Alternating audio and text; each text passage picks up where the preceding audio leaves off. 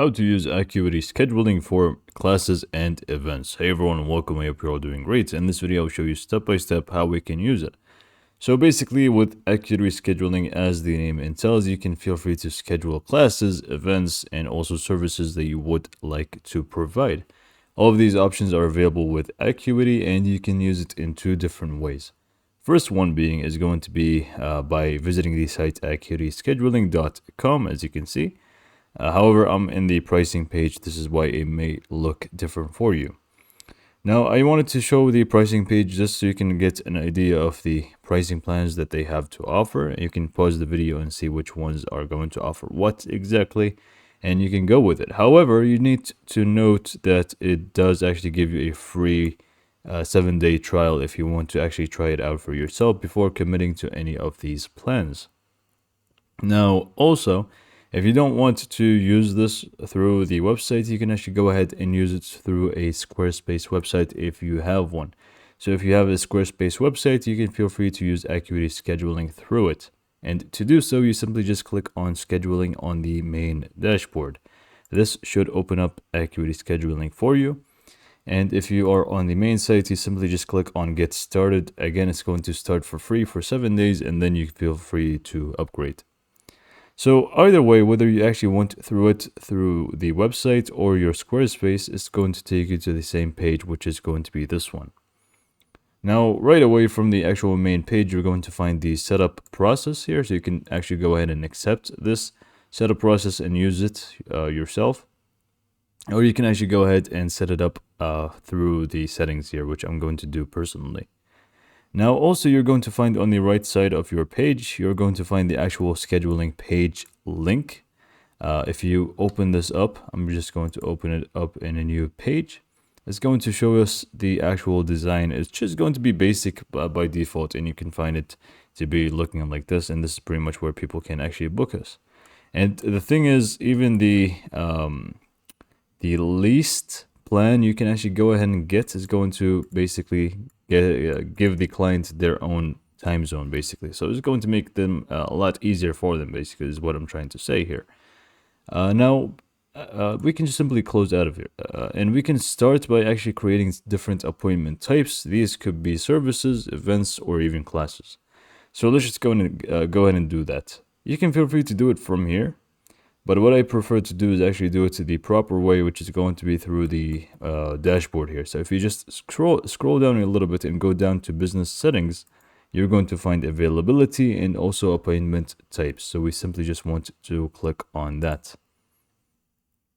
Within that, you're going to find appointment types one more time. And you're going to find types, add-ons, and also coupons. All of these things are going to have their own unique options. So types is pretty much the types of services that you actually want to create. So we can start with this one, and add-ons are going to basically be add-ons for the said services. So we can start by creating a new type of service or a new type of group class. What I'm going to do is click on service, and either way, even if we click on service, we can still make it a group class, and I'm going to show you how. So we can just click on new type of service, and then we just want to fill out a few questions. First is going to be the actual name of the service. So make sure you add a proper name. I'm just going to use this one, which is test service, because it is a test service. If you want, you have a few options here beneath, which says add a longer description if you want to, and also show a message after scheduling. If you want any of these, just go ahead and click on them, and you can feel free to add that in here. For example, if it's a description, you can add a description about the actual service, event, or class. I'm just going to leave it empty because we don't really need it. Next up is going to be the duration. So for the duration itself, is going to be 30 minutes by default. You can feel free to change that to however you actually like it to be. I'm just going to leave it as 30 minutes. But then beneath it, you can also click on block off extra time before or after if you want to add some buffer time between services. So for example, if you want to have a 10-minute rest before or after a service, you can just go in and feel free to add them. So this is going to be for the before ones, and this is going to be the ones that are after a specific service is done. Again, I'm just going to go ahead and leave this empty. It's not an actual event or service I'm about to create, so yeah. Next up is going to be the price, self-explanatory. This is going to be the booking price. I'm just going to put it as $10. Obviously, you can just go and add whatever price you think is worth, and then we can just click on picture here just to show people. You could say, I'm not sure. You can just put it to make people actually click on it easier or something. It's just a preview at the end of the day. I'm just going to use this one because it's the first thing I saw, and I'm just going to use it.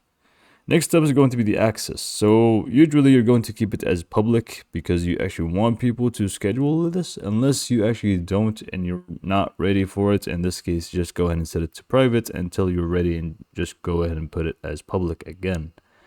Now, next up is we have whether this is going to be a group class or, a default service. If it's a group class or group event, you simply just want to tick this, and this is going to give us the option of how many people at a time can actually book you. So this is going to be what's the max number of people that can actually book you in one spot. So let's just go ahead and do 8, for example. And then you also have the option to make clients must sign up for all the times this is offered. And if you're confused about this, simply if you did tick this and added a group class or events, you simply just want to scroll back up. Or actually, let's just save it first. It did not actually show up yet. So click on create appointment type. And then we are just want to click on it one more time. We're actually it's already open. So basically open it up again, which is the same one that we have just created, and you can actually see we have a few things that are extra now that we actually did create it, including the offer class. This is pretty much going to be where you are available, or not where, when you're actually available. So click on offer class and go ahead and set up when you're actually going to be available. So offer that, and then you simply just select the date. So let's say it's going to be this date over here, and you simply just add the time periods between, whether you want to add the start time and end time, or you just want to add the start time, you can just go ahead and add that over here. So let's just do 8 p.m. like so, and click on save class. This is why we had the option, so we can actually make it a must for all of these people to sign up for all the times that are actually offered. And with the rest of stuff that are actually available, these are going to be like colors and categories and more things about, organizing it better. So we can also make it reoccurring if you want to. If you didn't see that already, you can actually go ahead and edit this and basically make it reoccurring if you want. But I'm just going to leave it as it is. Go back. And then we simply just should be able to find it over here. Now, once we find this, we can actually go ahead and click on add-ons and add something to that. If you want to, just click on create add-on from the top right corner, give it a name and so on, and then just simply select the service you want this to be an add-on to. So again, I'm just now going to really create one. And before we're set and I actually go ahead and share this, we simply just want to go ahead and actually set our availability. So if you just scroll down a little bit, click on business settings, click on availability here. You can just go ahead and click on the main calendar here and actually set up your regular hours. So these are going to be your regular hours. If you want, for example, let's say we want Friday off, you simply just click on the box, delete everything, and it's just going to be closed. And then you can just go and move on to the next one. So Thursday, you can just set up the time. So from 9 a.m. to 5 p.m. is pretty much what's set, but you can just go and make it from, I'm not sure. I'm just going to keep it as is. Basically, you can feel free to change it to whatever you want. Use the same formatting and you should be good to go. Just make sure you click on save regular hours. And then what you can do is scroll down a little bit and you can actually go ahead and override some specific days. So for example, if you want, so let's say March 19th, you just want to have a day off, you can just remove that and click on set hours, and now 19th is pretty much off. So this is pretty much how to set up off days or holidays if you want to. Just make sure you reload every time you save something, so it is actually going to be saved for you. And we are pretty much set. The only thing left for you to do is, set up actually how you want it to look like when it comes to design wise. And, we have styles, different types of things that you can actually set up in order to make it look as you actually want it to look like when it comes to styles and stuff. But I'm just going to leave it as it is. Again, I'm not going to design it in front of you. You can feel free to take your time with it and see how it actually works for you.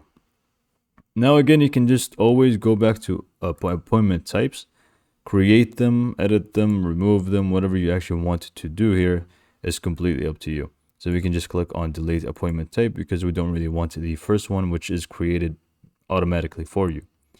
And obviously connecting a payment method is going to be a must to actually receive these payments. And yeah, this is pretty much it. With that being said, hopefully you found this video to be informative and helpful. Acuity Scheduling has plenty of different options, and it didn't even scratch the surface of it. It's just going to be quite a lot to explain it. I just showed you the more important steps that you actually need to take. Obviously, more settings like connecting your payment methods and so on are very important. And then if you're using the free version, actually go ahead and you will need to upgrade to actually further use it. And yeah, this is pretty much all for this video. Hopefully you found it to be informative and helpful, and thanks for watching.